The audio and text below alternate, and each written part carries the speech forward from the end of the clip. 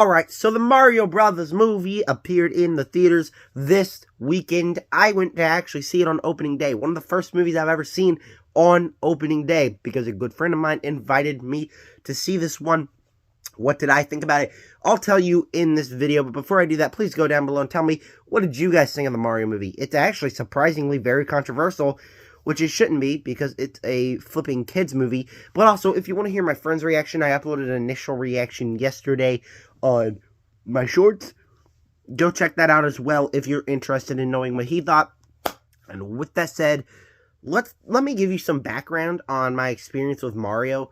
Mario, of course, is a staple of everyone's childhood. If you have not grown up watching Mario, playing the Mario games, I don't know what's wrong with you. Like, that original movie, even though it's not a good movie, I've always rewatched it over and over again. I had fun with it. The animated show I used to watch all the time.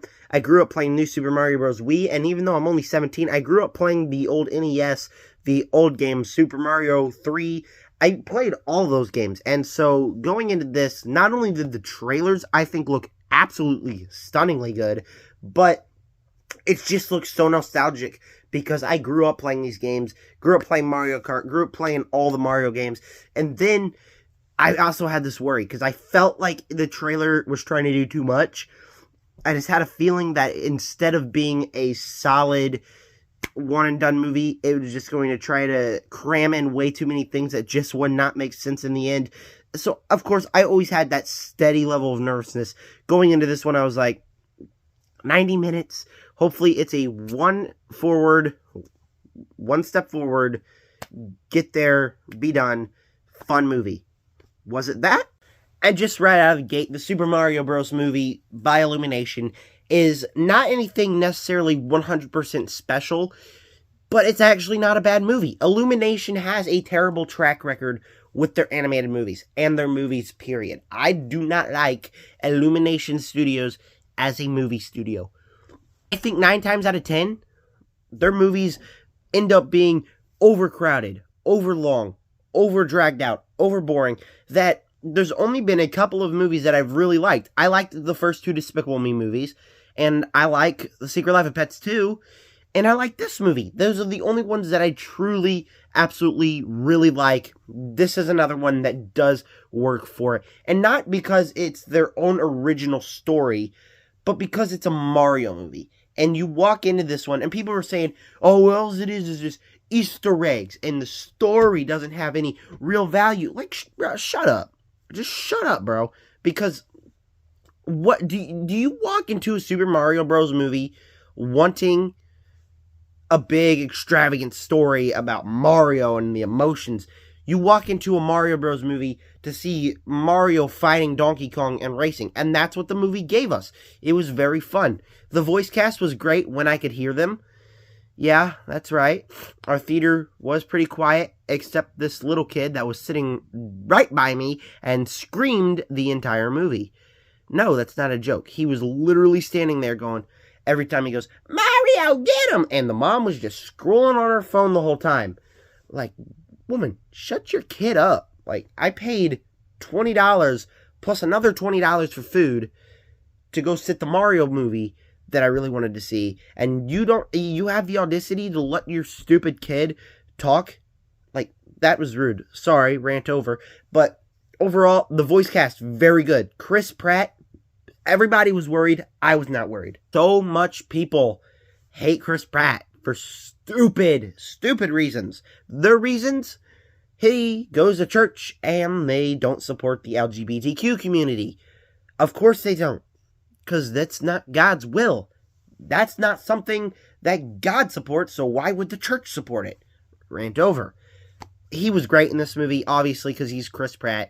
Never really was like, oh, that's not Mario, that's just Chris Pratt. He had this voice. Charlie Day was a big standout for me here as well. I really did like Charlie Day. His chemistry with Chris Pratt's Mario when they were on screen was very good. I found him funny. Anya Taylor-Joy, another big standout here. She was great as Peach. Exactly what Peach is supposed to be, and has that great voice cast. Keegan-Michael Key, I love that guy. He was also great here.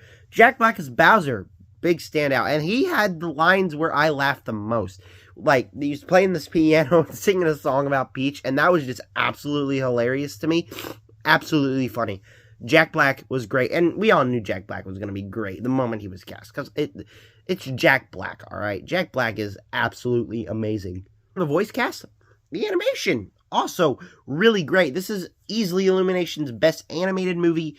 Easily Illumination put some time and care into this, and you see that Nintendo was here, because not only that, but everything has something. You get, when you look at everything, you're like, that's from that game, or that's from that game, and it's all did vibrantly, and it wasn't just like, let's just throw in cameos from characters that did not have a story, because the movie had story, but the cameos did work as well. At one point, we just get certain sound cues where I just wanted to stand up and just start cheering because of how much time and care not only they put into the animation, but they put into the music and they put into the score. It is a very clear that Illumination had a big part in making this movie. Not only Illumination, but Nintendo had a big part in making this movie. That's what made the cameos so good and so fun to me as a whole.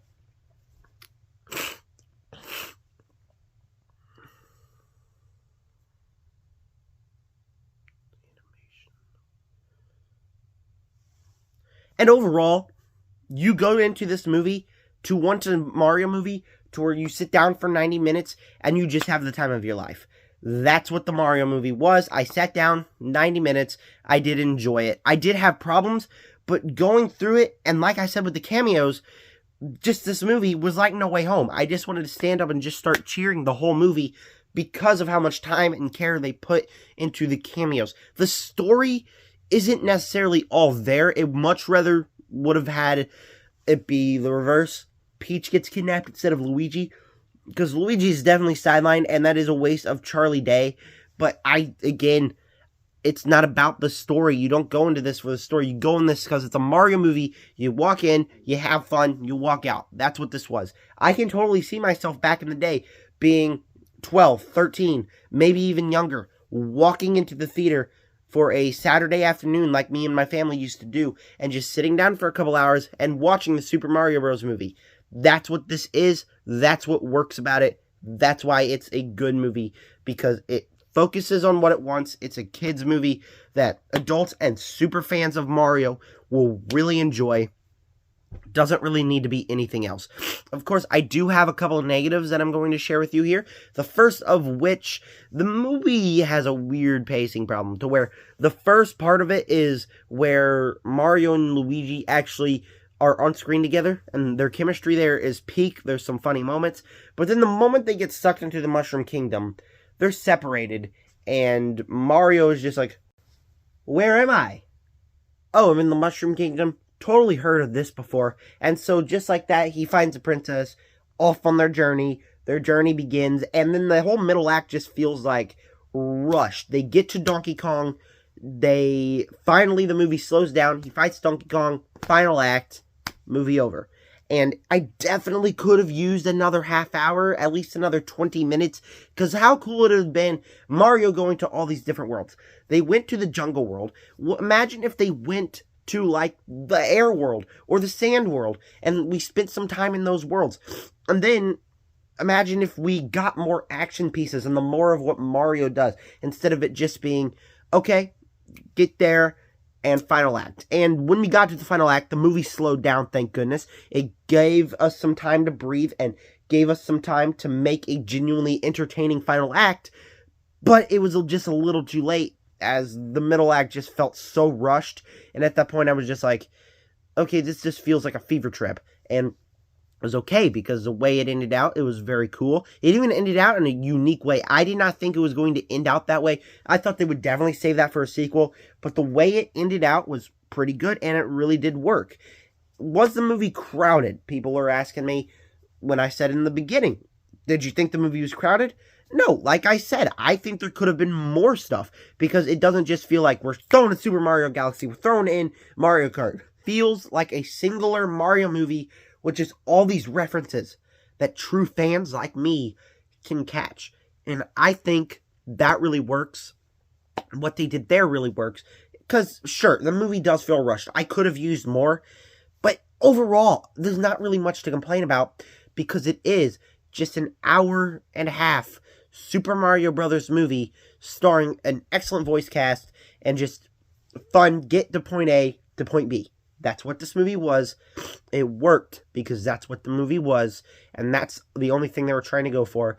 One of the better movies of the year. I'm not even going to lie to you guys. I walked out of this one saying, yeah, that's better than a lot of the movies I've seen this year. It's currently number 3 on this list. It's better than Creed 3 because it goes in with a goal and it gets out that very same goal, exactly what it was going for, and that's what I wanted from the Super Mario Brothers movie.